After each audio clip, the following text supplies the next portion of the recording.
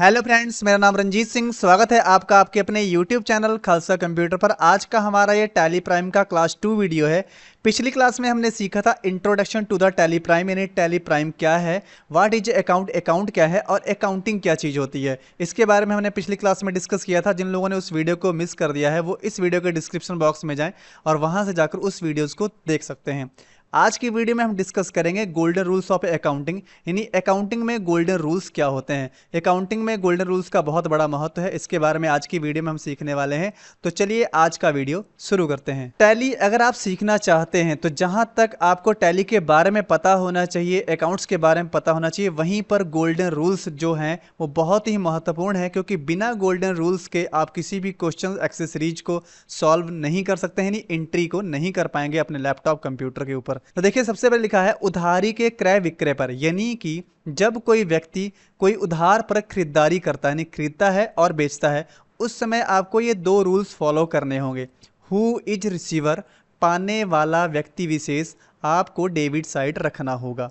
उसके बाद है हु इज गिवर, देने वाला व्यक्ति विशेष, क्रेडिट साइड रखना होगा। ये सिचुएशंस तब लागू होगी जब आप उधार पर माल खरीद बेच रहे होंगे। जैसे कि यहाँ पे लिखा है, जो व्यक्ति कुछ प्राप्त करते हैं यानी वस्तु प्राप्त करते हैं उन्हें रिसीवर कहा जाता है और उन्हें डेबिट साइड रखा जाता है। जो व्यक्ति कुछ देते हैं यानी वस्तु को दे रहे होते हैं उन्हें गिवर कहा जाता है और उन्हें क्रेडिट साइड रखा जाता है। तो यहाँ पर थोड़ा सा हम इसे समझ लेते हैं, बाकी एक्सरसाइज में अभी हम इसे नीचे चल के समझने वाले हैं वीडियो में आगे।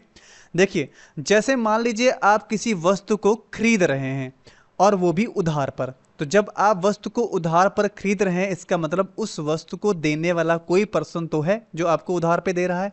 उस समय आपको रूल फॉलो करना है, हु इज गिवर, देने वाला कौन है, उसे आपको क्रेडिट साइड लिखना होगा। अकाउंट का ये रूल आपको फॉलो करना होगा। यहाँ पर आपको लिखा हुआ दिखाई पड़ रहा है, देने वाला व्यक्ति विशेष क्रेडिट साइड रखा जाएगा। उसी तरीके से अगर आप किसी वस्तु को बेच रहे हैं, अगर आप बेचते हैं तो सामने कोई अगर आपकी वस्तु को प्राप्त कर रहा है तो पाने वाला व्यक्ति भी आपको देखना होगा। अगर वो उधार पर आपसे कोई वस्तु खरीद कर लेके जा रहा है, आप उसे बेच रहे हैं, तो आपको ये देखना होगा कि वो सामने वाला बंदा कौन है जो आपसे वस्तु उधार पर लेके जा रहा है। तो उसे आपको डेबिट साइड रखना होगा, यानी कि जो वस्तु आपसे लेके जा रहा है वो पाने वाला है, तो पाने वाला आपको डेबिट साइड रखना होगा। आगे जो गोल्डन रूल्स का अगला सिद्धांत है वो है नकदी के लेन देन में, यानी कि जब आप सब कुछ वस्तुओं का आदान प्रदान नगद कर रहे होंगे।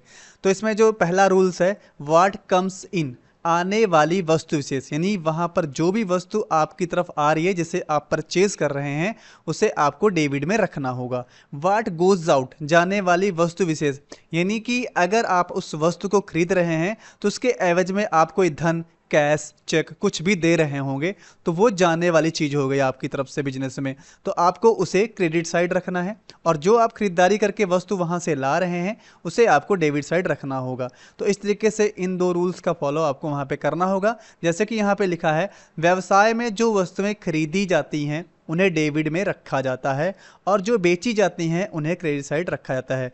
तो आप यहाँ पर समझ गए होंगे, बाकी हम एक्सरसाइज में अभी आगे चल के सीखने वाले हैं। ये रूल्स आपको जरूर फॉलो करने होंगे और अच्छे से समझ लेना है। आप इसे रिपीट बैक करके भी अभी चेक कर सकते हैं। फिर उसके आगे लिखा है, सभी प्रकार के खर्च एक प्रकार के बिल। जैसे कि आप कोई बिजनेस कर रहे हैं, वहाँ पर आपको बहुत प्रकार के एक्सपेंसेस और नुकसान होने वाले हैं, क्योंकि अगर आप बिजनेस कर रहे हैं तो वहाँ पर खर्च भी होने वाला है और कहीं ना कहीं नुकसान भी हो सकता है और लाभ भी हो सकता है, क्योंकि ये बिजनेस है। तो उस तरीके से आपको ये दो रूल फॉलो करने हैं, एक्सपेंसेस एंड लॉस। तो जो एक्सपेंसेस यानी खर्चे होंगे, जो बिल होंगे, कहीं पर भी जो आप एक्सपेंसेस बिलों के ऊपर कर रहे होंगे वो सारे आपको डेबिट साइड रखने होंगे, या कोई नुकसान आप उठा रहे हैं बिजनेस में तो उसे भी आपको डेबिट साइड यानी ऋणी साइड रखना होगा।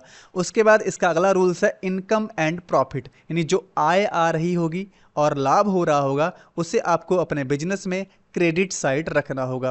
तो ये जो रूल्स हैं गोल्डन रूल्स, ये आपको समझना बहुत ही ज़रूरी है। इससे आप बड़े अच्छे से समझ लीजिएगा, क्योंकि अगर आप हमारे साथ इस पूरी क्लासों को ज्वाइन करके आगे कुछ सीखना चाहते हैं तो ये आपके लिए बहुत ही महत्वपूर्ण है। Who is receiver, who is giver, what comes in, what goes out, expenses and loss, income and profit, और इनकी साइड्स क्या डेबिट है क्या क्रेडिट है, ये सारी चीज़ें आपको अच्छे से सीख लेनी है। अब हम एक्सरसाइज के माध्यम से कुछ थोड़ा इसे समझने की कोशिश करते हैं। जैसे पहला क्वेश्चन है हमारा, mister Singh purchased a computer in cash 18,000, यानी कि मिस्टर सिंह ने खरीदारी करी है किसकी, कंप्यूटर की, और उसे क्या दिया है, एक कैश, और वो कितने रुपए का है, 18,000 का।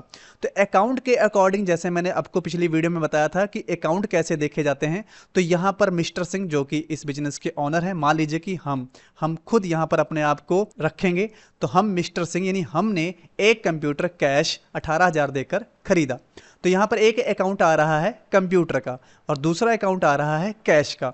अब हमें उन्हीं गोल्डन रूल्स के अकॉर्डिंग यहाँ पर इसे फॉलो करना है कि अगर हमने किसी वस्तु को खरीदा है तो मेरे पास क्या आ रहा है, वो है कंप्यूटर। जब हम खरीदारी कर रहे हैं तो यहाँ से लेकर गए कैश और वहाँ से लेके आए कंप्यूटर, तो आने वाली वस्तु जो है वो है कंप्यूटर। तो यहाँ पर मुझे क्या लिखना है, कंप्यूटर। उसके आगे हम पैसे लिख सकते हैं।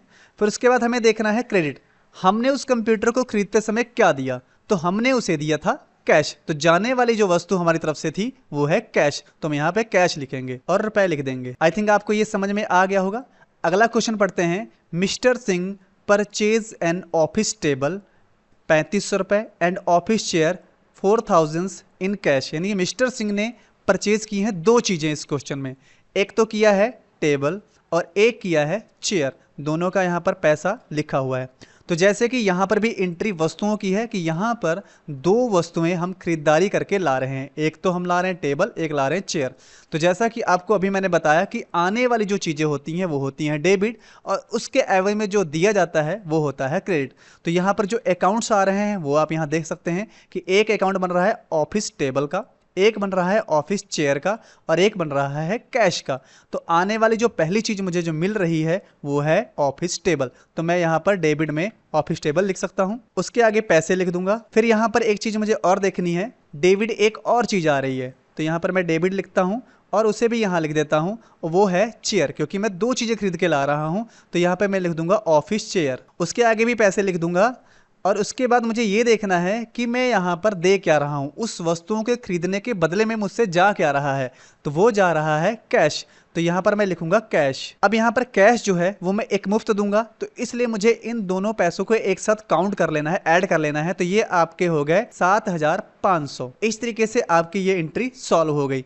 आगे देख लेते हैं। आगे है, mister Singh open A bank account in HDFC bank by deposit cash RS 50,000, यानी मिस्टर सिंह यानी हमने एक बैंक में जाकर बैंक अकाउंट खुलवाया और उस बैंक यानी HDFC में जाकर अपने बिजनेस के लिए 50,000 कैश जमा कर दिया। तो यहाँ पर हमें क्या देखना है, जब यहाँ से हम चले तो मेरे पास था कैश, जब हम बैंक में गए और वहां जाकर जब मैंने जमा कर दिया और जब घर वापस आए तो मेरे पास क्या नहीं है, वो है कैश। यानी यहाँ पे हमें ये देखना है कि किसने वो कैश पाया होगा। तो यहाँ पर जब हम बैंक में गए थे तो हमारे पास कैश था और जब हम वापस आए तो मेरे पास कैश नहीं था, यानी कि उस बैंक ने कैश को पाया। तो यहाँ पर हमें लिखना है HDFC बैंक, यानी बैंक में हमारा कैश जमा हो गया, तो पाने वाली हो गई बैंक। तो यहाँ पर हम लिख देंगे बैंक को 50,000 से डेबिट साइड। उसके बाद हमें देखना है कि हमने जो खोया का मतलब जो वहां पर मैंने जमा किया, क्रेडिट का मतलब ही जमा करना होता है। तो मैंने जो वहां जमा किया वो था मेरा कैश, जो अब इस समय मेरे पास नहीं है, जो मैं बैंक में दे आया हूं। तो यानी 50,000 रुपए मेरे बैंक में जमा हो गए। अब बैंक हमारा डेबिट यानी कि ऋणी हो गया है। इन फ्यूचर वो मुझे पैसे देगा, जब मैं वहां विड्रॉल भर के लगाऊंगा तो बैंक मुझे पैसा देगी। इस समय मैंने बैंक को पैसा दे दिया है, तो बैंक पाने वाली डेबिट साइड और मैंने कैश वहां जमा कर दिया, यानी मैंने कैश को खो दिया है, क्रेडिट साइड। उसके आगे है, mister Singh purchase stationery item in cash 2,000। Mister Singh ने कुछ खरीदारी करी है। खरीदारी में क्या है, स्टेशनरी। स्टेशनरी का मतलब होता है कुछ ऐसी चीज़ें जो लिखने पढ़ने से संबंधित होती हैं, pen, copy, pencil, cutter, erasers वगैरह, ये सारी चीज़ें जो आइटम्स हैं, कुछ जो यहाँ पे लिखे नहीं गए हैं लेकिन स्टेशनरी है, तो वो 2,000 रुपये की कैश देकर खरीद ली गई है।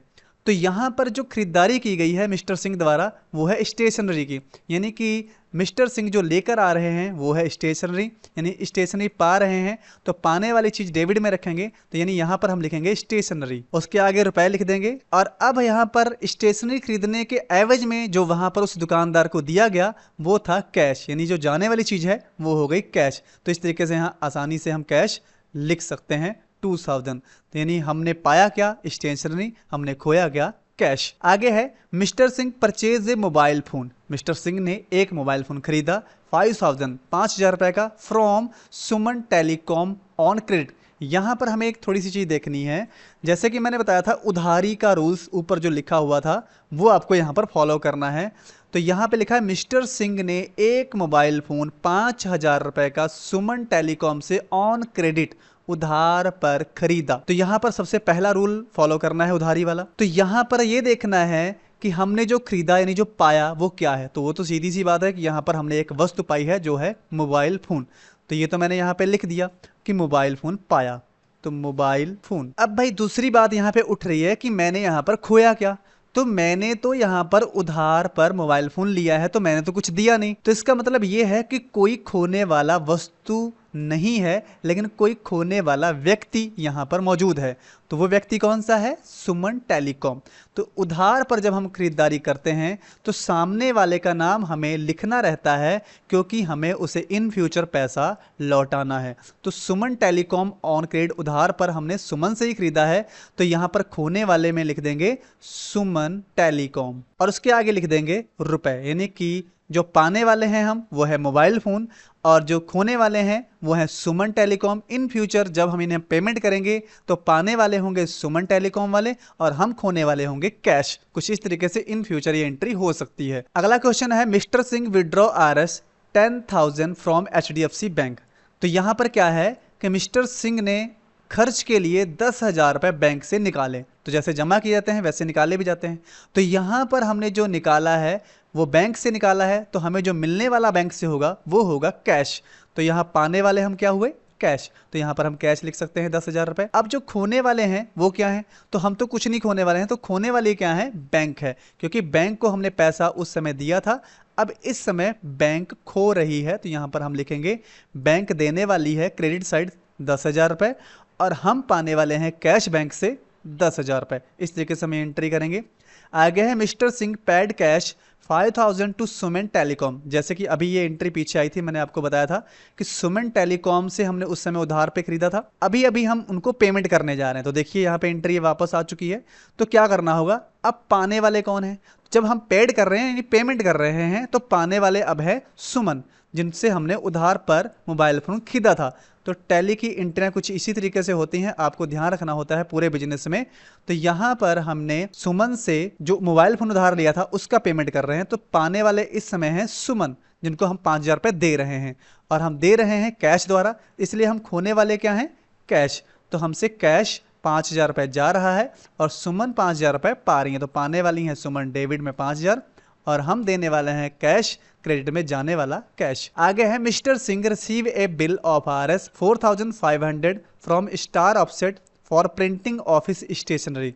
यानी मिस्टर सिंह ने एक बिल प्राप्त किया जो 4500 रुपए का है, जिसमें स्टार ऑफसेट से उन्होंने प्रिंटिंग कराई है ऑफिस के लिए स्टेशनरी। ऑफिस में जो भी जरूरी कागजात प्रिंट कराने होंगे वो हमने स्टार ऑफसेट से प्रिंट कराए होंगे और उसका जो बिल बना है वो 4500 रुपए यहाँ पर है। तो हमें क्या देखना है? यहाँ पर किसी तरीके का कुछ मेंशन नहीं किया गया है कि हमने कैश दिया है या हमने कोई चेक दिया है। इसका मतलब ये है कि यहाँ पर कोई उधारी हो रही है, यानी सिर्फ बिल पर ही 4500 के वो ऑफसेट से हम स्टेशनरी प्रिंट करवा कर ले आए हैं।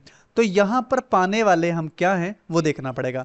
तो यहाँ पर हम पाने वाले हैं ऑफिस स्टेशनरी, क्योंकि जब स्टार ऑफसेट के पास गए तो हमने जो प्रिंट करवाया वहाँ से वो था ऑफिस स्टेशनरी, तो हम लेने वाले हुए ऑफिस की स्टेशनरी जो हम पा रहे हैं। तो यहाँ लिखेंगे ऑफिस स्टेशनरी, तो हमें ऑफिस की स्टेशनरी मिल गई। अब हम खोने वाले क्या हैं, जो यहाँ पर कहीं पर भी नहीं लिखा है कि हमने कैश दिया है या कोई चेक दिया है। तो इसका मतलब ये है कि ये उधारी है, यानी इन फ्यूचर हमें जो पैसा देना है वो किसे देना है?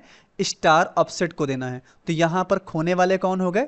स्टार ऑफसेट, जो हमें यहाँ पर लिख देना है, यानी इन फ्यूचर इन्हें भी हमें पैसा देना है 4500 रुपए, ये यहाँ पर मेंशन हो गया। तो इस तरीके से ये एंट्री होगी कि हम जो पा रहे हैं वो ऑफिस की स्टेशनरी है 4500 की, और जो खो रहे हैं वो कुछ नहीं है, लेकिन खोने वाला कोई इसमें आदमी है जिससे हम उधारी पर ये प्रिंटिंग करवा लाए हैं, वो है स्टार ऑफसेट। तो क्रेडिट साइड उन्हें रख दिया जाएगा स्टार ऑफसेट। आगे हमारे पास एंट्री है mister Singh withdraw RS 4,000 from HDFC bank for personal use. तो ये एंट्री पर्सनल यूज की है, जो हमारे पूंजी से पैसा खर्च हो रहा है। देखिए यहाँ पर एक एंट्री आई थी जब हम यहाँ पर विड्रॉ कर रहे थे, जो हमारे किसी कंपनी के काम के लिए विड्रॉ किया गया था, तो वो एंट्री कुछ इस तरीके से होगी। लेकिन जो पर्सनल की एंट्री होगी, जो हम अपने खर्च के लिए निकाल लेंगे, तो वो पैसा हमारी पूंजी से खत्म हो जाएगा, यानी कि निकल जाएगा।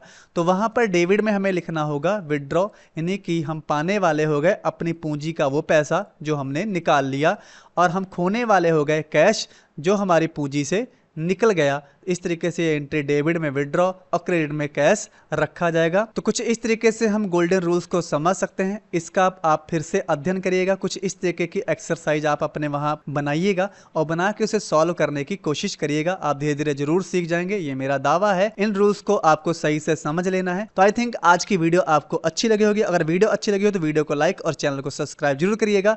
आगे आने वाली वीडियो में हम वाउचर्स के बारे में पढ़ेंगे कि वाउचर्स क्या होते हैं। तो मिलते हैं नेक्स्ट वीडियो में, तब तक के लिए गुड बाय, जय हिंद।